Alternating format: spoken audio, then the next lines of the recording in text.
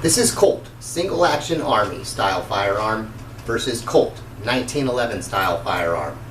Now before we hit the range, let's take a moment to discuss the firearms and ammunition we're using today. The firearm that we're using as a revolver is a Uberti made clone of a Colt Single Action Army. The Colt Single Action Army was introduced in 1872, adopted in 1873, and chambered in .45 Colt. It is currently available, or at least over the years has been available in over 30 different cartridges or calibers, and has numerous different barrel configuration options. There are numerous options out there. There's, I think, 5 on the wall behind me and 22, if not more. The .45 Colt round was introduced in 1872, 1873, and is specifically designed for use in the Colt Single Action Army revolver. So the ammunition we're going to be shooting today, the Colt .45 Colt ammunition, specifically designed for use out of the Colt Single Action Army. Oh, that'll be fun. The other firearm we are shooting today is my Kimber Aegis Ultra in .45 ACP. Now that's not quite identical to the 1911s of old, but it's the one that we have to work with. The .45 ACP cartridge was introduced in 1904. It was created by the great John Moses Browning for use in the Colt automatic pistol, which I believe eventually became the 1911. So we're using a 1911 style firearm today, which this .45 ACP ammunition was designed for use in. And now, let's hit the range. Okay, this is the Uberti Colt Single Action Army clone. Let's see how it does here at 5 yards.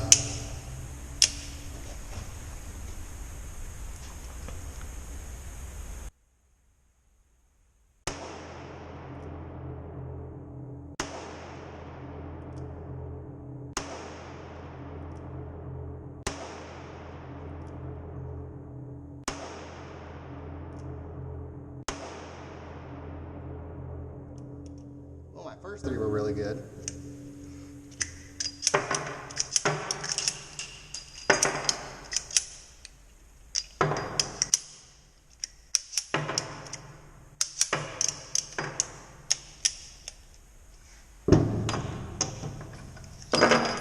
Side. Okay. Let's reload 6. We'll do that on camera so you can see how slow that goes.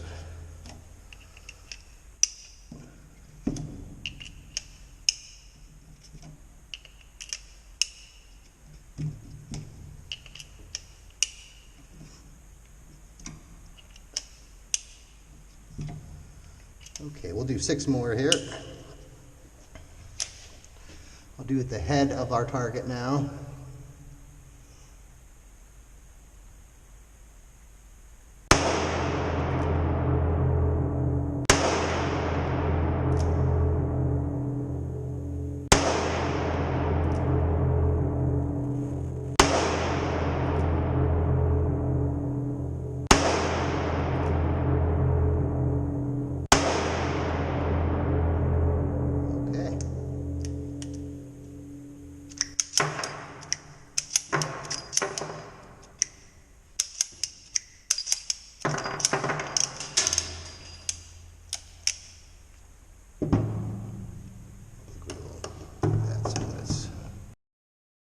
We're going to take a quick break from our range session to give a shout out to Daryl's Gun Shop and Indoor Range. Indoor ranges like this are an invaluable resource to have in your area. Support them whenever you can. And to top it off, Daryl's is also an excellent gun shop. They always have a nice supply of ammunition on hand and a very good selection of reasonably priced firearms. Thanks, Daryl's. You guys rock. We always appreciate you guys letting us film there. The .45 Colt is putting some big holes in the target today. Let's put up a fresh target and push it back a little bit. And let's get a little more range session before we get into the talking points. So what I'll do is I will do, after the beep, we'll say the fake draw off the bench, 6 shots at the left-hand target. I'll reload 6 more shots at the left-hand target. And then we'll repeat with the .45. Same thing. You ready? Okay, I'm ready.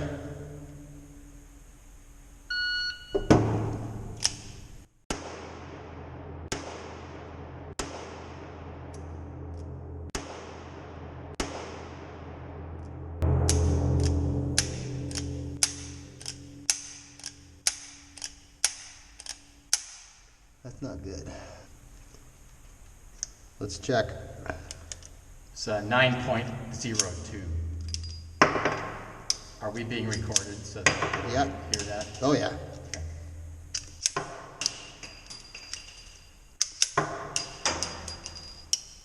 Oh. Okay, I only put 5 in. I'm just bad at math. That's on me then. Okay. Let's redo that. Okay. All right, I'm ready.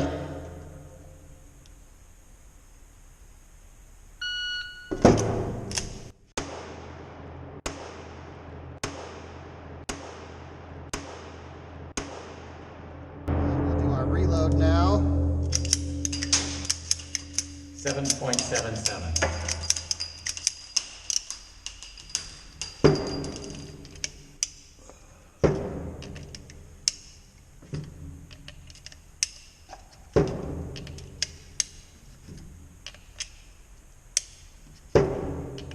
Okay, now I'm going to do my next 6 shots.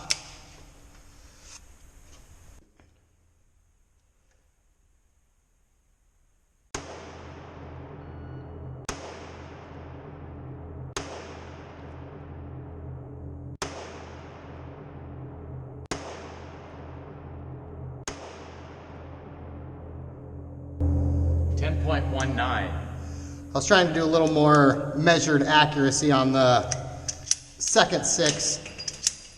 I'm going to shoot at the right-hand target whenever it beeps. And I'm ready.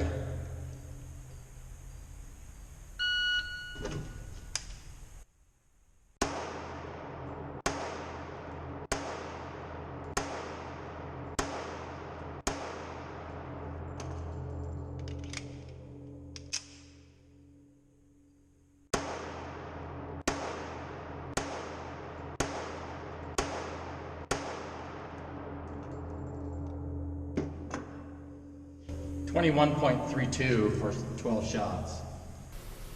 We're going to do a green screen target breakdown.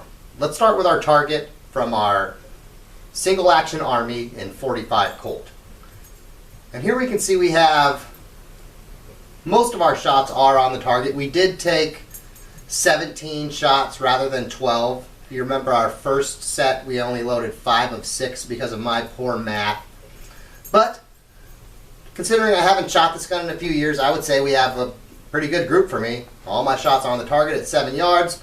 Well, I wasn't Annie Oakley or, say, Wyatt Earp Fast or whatever. That's pretty good for me on a gun with iron sights and whatnot. Now let's move over to our 1911 target here. And what we see is our shots, frankly, we represented the firearm poorly. We hit quite low. I think we have 8 of 12 on the target. 4 of them were about an inch or more beneath the target. And that's a quite poor showing, especially when you consider the advances in sights that this firearm has compared to our Single Action Army, which let's take a look at that now. The front sight on our Single Action Army is a non-adjustable metal blade, well I guess unless you want to file it down, flat metal sight. The rear sight is a integrated frame sight, again not adjustable, for what I call the blade and groove iron sights. If we compare that against the iron sights on my Kimber, we see we have a high visibility target fiber optic front sight, a high visibility target rear sight that is windage adjustable, and, well, a sight picture where I expected to shoot a much tighter group that was more on target than what I did in that initial target here today.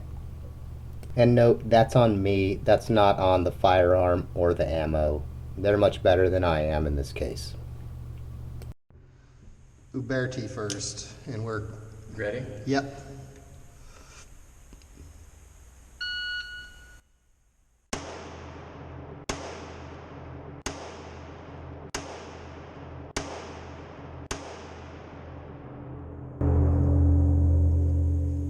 .47.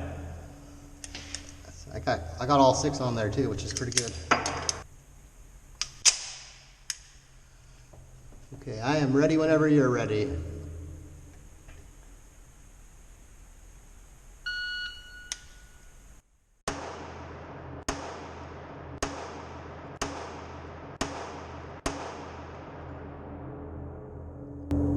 7.40. I feel like I can do a lot faster on the 1911. Let me load 6 more and I want to redo that one. Okay, I'm ready whenever you're ready.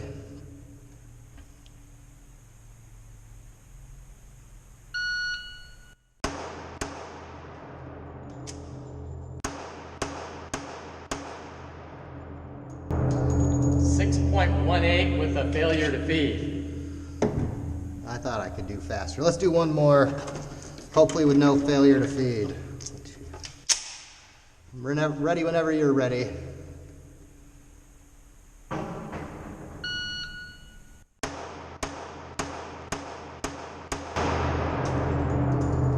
.09. Okay, that sounds better.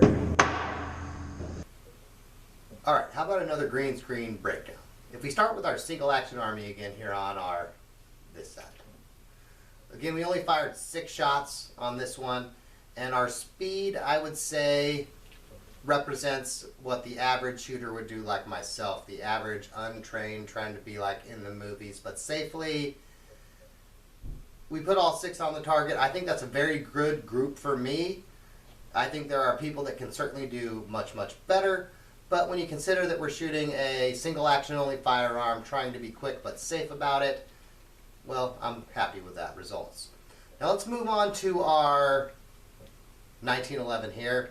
And what we see is, well, I put our shots on the target and I fired 3 sets of that. And the reason for that is the first time I felt like I was trapped in I'm at one of the DNR ranges and I can't rapid fire, so I didn't really sort of let it rip, and I never really let it rip, so to speak. But our first set I was very slow in my opinion. The second set I tried to get faster and we saw a failure to feed, which I cleared pretty quickly in my not an expert opinion, and I was faster even with that failure on my second run than I was on my first run. And then on my third run I would say I had a more representative to the average shooter 4.9-ish second range for my 6-shot group on our target here. And the thing I think is very interesting is on all 3 of those, I think what we saw was the same sort of general pattern on where my shots hit throughout the magazine. They sort of all hit in the same spot in the same round order, which I don't know how to explain that, but someone smarter than me will probably have a very good explanation for that. I think it's very interesting. Because even with a failure, we saw that where the shot just sort of stacked up with the other ones. Anyway, I thought that was neat. Let's move on. Okay, we're going to see how many of the little 3-inch circles I can hit on this challenge target today. 2 magazines. I have an 8-round and a 7-round magazine. Here we go. Hopefully my point of view cam is running. Okay. I'm going to start on the top left one.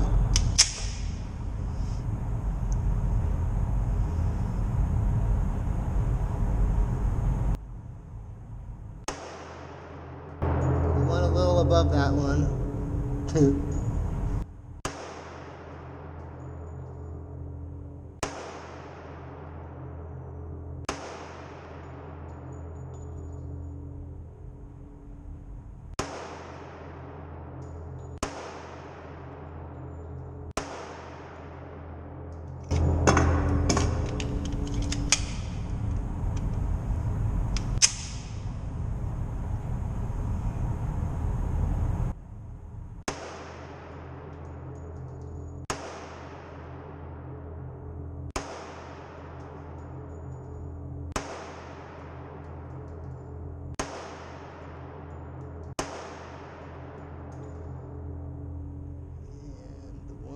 Didn't hit very well. And maybe that one. For the conclusion to our video, let's start with the Colt Single Action Army. Now, as we mentioned at the beginning, this is a firearm that has been in production for going on 150 years now, and in some cases almost unchanged from them.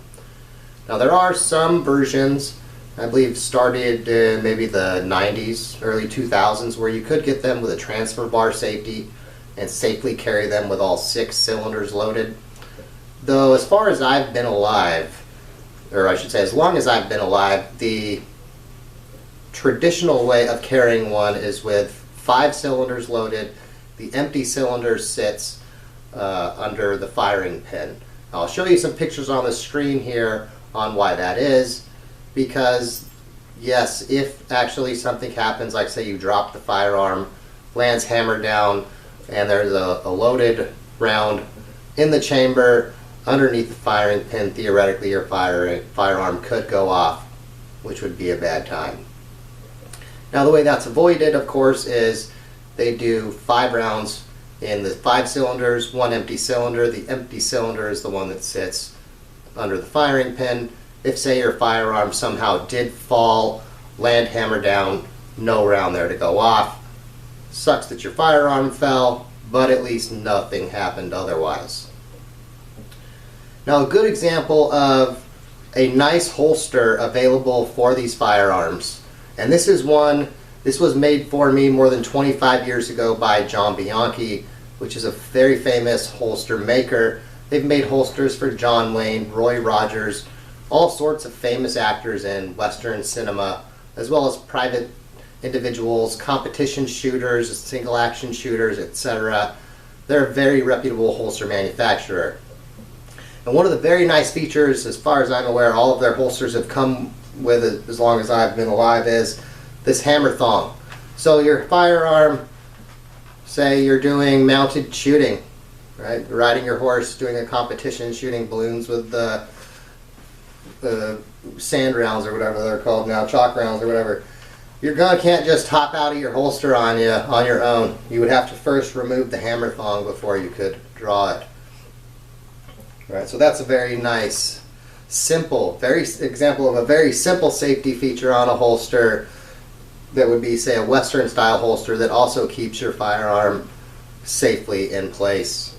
Now with these being single action with your firearm, you would not, as I say, the vast majority of people would carry 5 rounds with 1 empty cylinder under the firing pin.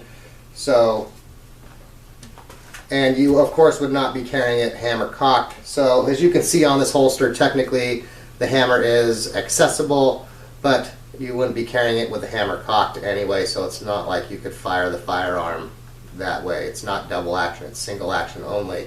And I would only carry a single action only firearm in this style holster where you could get at, say, the trigger like that. Now another thing here, and we'll put this holster on real quick to demonstrate this. Now, this may have changed. It's been a couple of years since I've been to a cowboy shoot. Due to Rona, I haven't been to one recently, but back when I was cowboy shooting regularly, in a holster style setup like I'm using here, you could, in the competitions I went to, you could start with your firearm holstered to where when they did the beep, you would draw and start your stage. And of course you wouldn't be shooting like in the movies. You would be either, if you're doing one-handed or two-handed, whatever it may be. But you could start with your firearm holstered, because on the draw, your barrel would say only point at targets. Now one of the things that there were people who wore cross-draw rigs, but what they were not allowed to do at the competitions I went to anyway was they could not start with a firearm holstered in the cross-draw rig, because where we were at, they did not have a setup such that you could draw without flashing the people over here with your firearm as it came out of the holster. You know, say maybe this area might have been free, but there was just enough an angle at the sides where if on draw you could flash someone with a loaded firearm, which is why they never let people at the shoots I went to start with a holstered firearm on their cross-draw holster. They'd have a table available, or say a barrel or something, for those people, so that instead of starting holstered, they could draw from a barrel or a table and not flash anybody. Now the same goes for the people that tried to do like a Doc Holliday style shoulder holster. Those are really cool. I always wanted to do one of those as one of my competition guns. As you can probably tell by some of my Bird's Head 22s that I wanted to do that. However, same deal. on the draw from the shoulder holster because you could flash someone. They never let you, at the shoots I went to, use a shoulder style holster either. The only holsters that they would let you draw from were the same side where you could draw without flashing anybody. So, which, you know, that's for safety, 100% safety. At a competition, you are shooting live rounds. They might be lower velocity cowboy action rounds, but those rounds are every bit as lethal as other ones. So keep that in mind if you are getting into cowboy action shooting. And now let's move on to our Colt 1911 style firearm. In this case, our Kimber Elite Ultra Aegis 1911. I don't have a fancy holster set up for that I can show off on camera. I'm really not qualified to show off holsters in that regard. Anyway, I just happened to do cowboy shooting for a great many years, and I used my Colt Single Action Army as my cowboy shooting firearm. It never let me down. Did I ever win? No, but I never lost because of it. I always had a great time though. It always performed without fail for me and was a very good firearm. Engaged targets between, 3 yards and 25 yards without issue. Always performed very well for me. It was a better firearm than I am a shooter, especially at cowboy action. Moving to the 1911, we do see that there are some obvious and less obvious advantages to it. Right off the bat, as far as safety mechanisms, we do have the grip safety, the thumb safety. So right there, that's 2 safety mechanisms not present or available in most single action armies. A big advancement is, of course, the detachable box-fed magazine. With our 1911 here today, you saw that we limited it to 6 rounds just so that it would be more of a fair round-to-round competition with our single action army. But I could have had 8 rounds in each of my magazines, and there are plenty of people that have extended magazines that will hold more than that in their 1911, which can be a significant power boost in terms of available firepower when you compare 8, 10, 12 rounds or more versus 6 rounds, or probably 5 for most people that are not carrying with a round under the firing pin most of the time.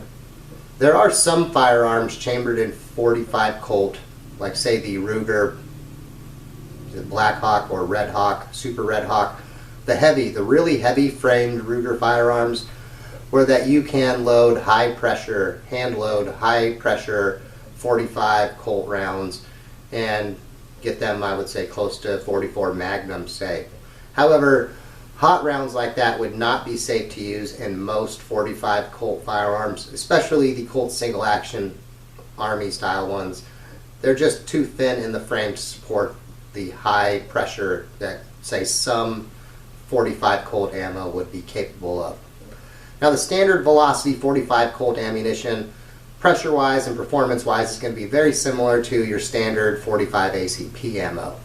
Traditionally, most 45 ACP ammo, I would say, is around 230 grain projectile, while the 45 Colt, you can find it's quite common to go at 250 grains.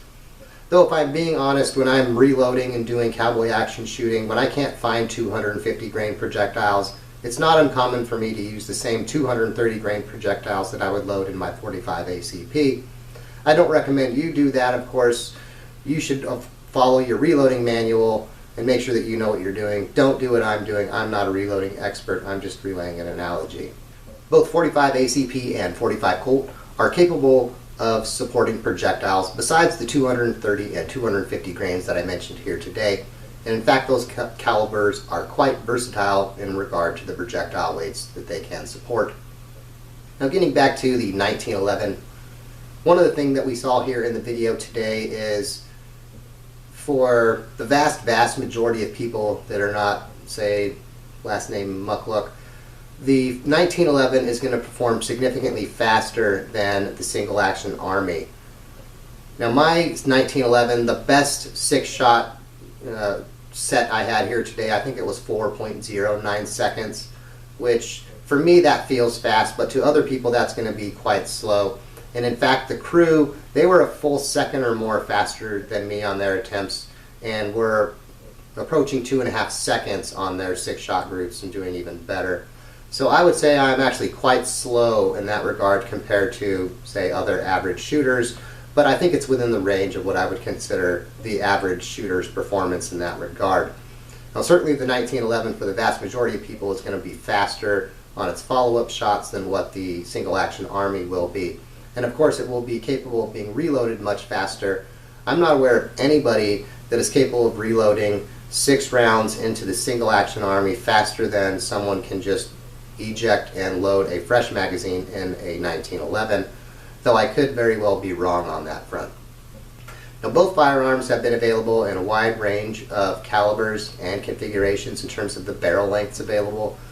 So I don't want to say that one is more accurate than the other, or say more reliable than the other. There are advantages in terms of reliability, one versus the other. The 1911, you're going to have a higher capacity. If you have a failure, you can react like you saw in the video today, where I was able to quickly eject or manipulate the slide to get back on target, and really I was even faster than I was on the round before that. Now with your Single Action Army, as we saw here, my math caused me to think that we had a failure to fire on a round, and so we recycled through the rounds to see if it would fire again. And what you didn't see on camera was we then waited a minute thinking that maybe we had a round that didn't fire before we then checked and cleared the firearm. And as we then saw, it was my math that caused the problem and not a bad round, but of course, safety first. Now speaking of safety, let's look at something else here which didn't happen on camera, but it could very well happen, and I think it's important because it highlights also why safety and all the safety rules should be followed. To begin our safety discussion, let's go back to 45 ACP versus 45 Colt here for a second. 45 Colt is a straight-walled cartridge that has a rim. It's a rimmed straight-walled cartridge. When it's loaded into the cylinder, the rim catches at the top of the cylinder. The brass does not follow it. The brass cartridge does not fall through. 45 ACP is a straight-walled cartridge that is rimless. The rim does not protrude past the edge of the cartridge, and as a result, you cannot use it in, say, my 45 Colt cylinder because the round will fall through as shown here. So you can see there's about a 1/4 inch gap here at the top with the round caught by the narrower portion of the cylinder at the bottom, which we'll try to get a little view of there on camera for you. Now, so as we saw, 45 ACP falls through the rimmed 45 Colt. Rim is caught.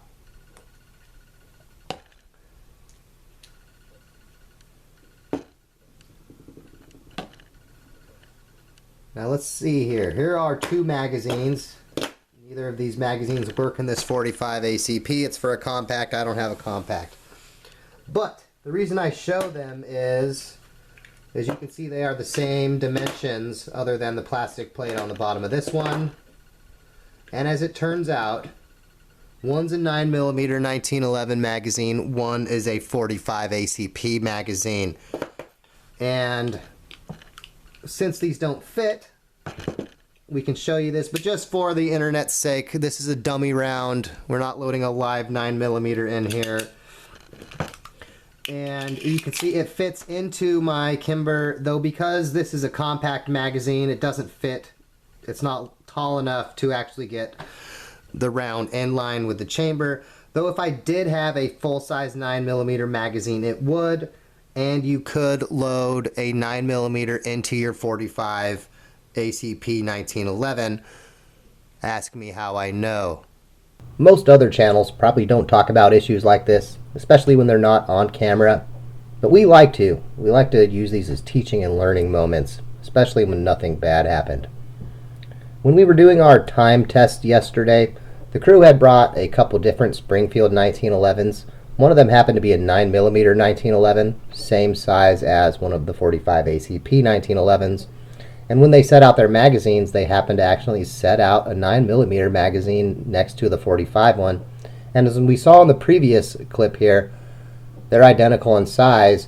And so unless you're extra careful, you would not notice that you had the 9mm one next to your 45 one. When loaded into the 45 ACP firearm, the extractor held the 9mm round in place, and it was able to fire the round. As you can see, I think some hot gas expelled through the primer, probably because the round was not stabilized in the chamber and the brass was expanding everywhere. As you can see, it tore at the top. It did not cycle the action, though one thing that should be concerning is, and while I don't have any idea of the pressure generated, the round hit the bullseye on the target that it was aimed at. So even with no rifling engaged, it basically being cannon foddered out of the barrel, it bullseyed the target 7 yards away.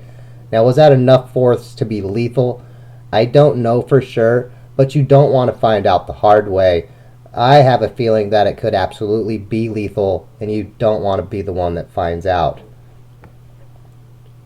Now, as I say, we left that in the video as a teaching moment, a learning experience to highlight that you can never be too careful, and you always have to observe the rules of firearm safety. You never point at something you don't intend to hit with a nuclear strike from orbit. You keep your finger off your trigger until you're ready to fire. You understand what's behind your target, and you always operate as if your firearm is loaded even when it's not, and you treat it with absolute respect because you don't want to get nuked from orbit. Some people might think that they are toys or this is a game, and they might try to play around and think just because they put their 1911 magazine that's a 9mm into their 45 one that they're safe. This example certainly shows that a 9mm version or a 9mm cartridge will fire out of the 45 version, and it could be lethal. Don't make that mistake.